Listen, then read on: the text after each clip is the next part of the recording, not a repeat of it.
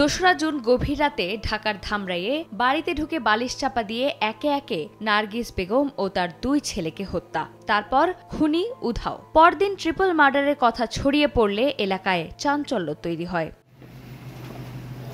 তদন্তে নেমে বুধবার নিহত নার্গিসের মেয়ের জামাই রবিনকে গ্রেফতার করে পিবিআই। তাকে জিজ্ঞাসাবাদে বেরিয়ে আসে খুনের রহস্য।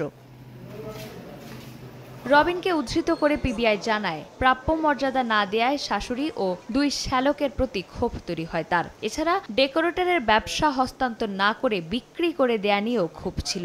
এ কারণেই ৩ জনকে হত্যা করে সে। হত্যাকাণ্ডের যখন মোটিভ বা কারণ জানতে চাইলাম তার কাছ থেকে, তখন সে বলল যে আমার শ্যালক আমার সঙ্গে মিসবিহেভ করতো, আমাকে অসম্মান করে কথা বলতো এবং এই ক্ষোভ থেকেই সেই হত্যাকাণ্ডের পরিকল্পনা করে এবং নিজেই এই হত্যাকাণ্ডটি সংঘটিত করে।